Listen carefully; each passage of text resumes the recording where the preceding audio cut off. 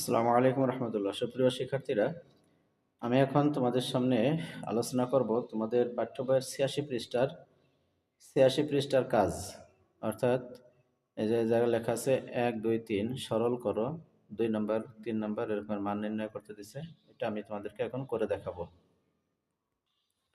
দেখো, ১ নম্বরে সরল করতে বলছে, আমরা সরল করব। এখানে নিয়মটা হলো, এই যে এ আর এই জায়গা আছে এ কিউব, অর্থাৎ এই জায়গায় এর সূচক হলো ৩ আর এই জায়গার সূচক হলো 1।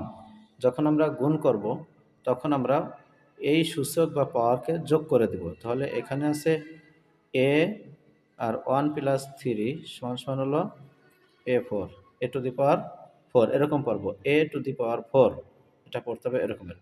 ঠিক এরকমের এই জায়গা দেখো, এ উভয় জায়গায় যেহেতু এ ঘাত, তাহলে এ হলো ভিত্তি, তাহলে এ এখানে ঠিক থাকলো, আর এই জায়গা 3 প্লাস 5 তার মানে হলো এ টু দি পাওয়ার 8।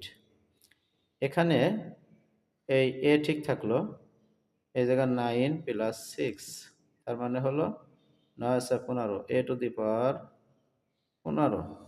এটা হলো আমাদের একের সরল চলে গেল। এবার আমরা দেখব ২ নম্বরের সরল। ২ নম্বরে বলছে মান নির্ণয়। ২ নম্বরে বলছে মান নির্ণয়। এ সমান সমান 2 হলে আমাদের কি করতে বলছে, দেখো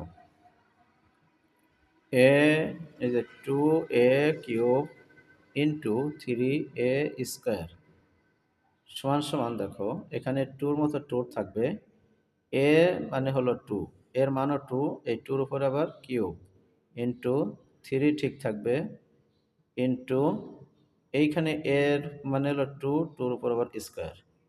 তাহলে দেখো এখানে কি করা হচ্ছে, এই যে এই 2-র মতো 2 ঠিক থাকলো, আর এই 2-র উপরে যে কিউব, এই কিউব মানে হলো 3 বার 2, মানে 2 গুণ 2 গুণ 2 মানে 2 দুগুণে 4, 4 দুগুণে 8, 8 দুগুণে আবার 16, এটা হয়ে গেল। আবার বলছি এই 2, এই যে উপরে যে কিউব মানে 3 বার গুণ করতে হবে, তাহলে 2 দুগুণে 4, আবার 4 দুগুণে 8, 2 এর উপর কিউব থাকলে 8 হয়, 8 এর সাথে আবার 2 গুণ করলে 16 হয়। গুণ এই জায়গা 3 আর এই জায়গা আছে 2 এর স্কোয়ার, 2 এর স্কোয়ার মানে 4, 4 এর সাথে যদি 3 গুণ করি তাহলে 12, এলো 16 গুণ 12 হলো। এখন আমাদের এই 16 গুণ 12 কত হয় দেখি।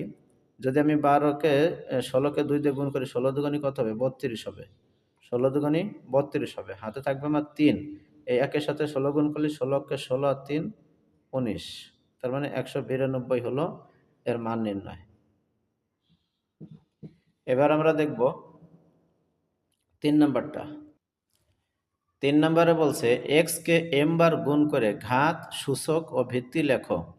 তাহলে x কে m বার, তার মানে হলো এই যে x কে m বার গুণ সমান সমান হলো x এর উপরে m হলো পাওয়ার, x এর উপরে mটা পাওয়ার হবে। এই যে x এর পাওয়ার m মানে xটাকে m বার গুণ করা হচ্ছে, তার মানে m হলো পাওয়ার। তাহলে এই জায়গা ঘাত কি, এখানে ঘাত হলো x, ঘাত সরি ভিত্তি হলো x, ঘাত হলো m, সূচক ও m, ঘাত ও সূচক, সূচক m, ভিত্তি, ভিত্তি হলো x, ভিত্তি হলো x মানে যার উপরে দাঁড়িয়ে আছে সূচকটা সেটা ভিত্তি, তাহলে ভিত্তি x।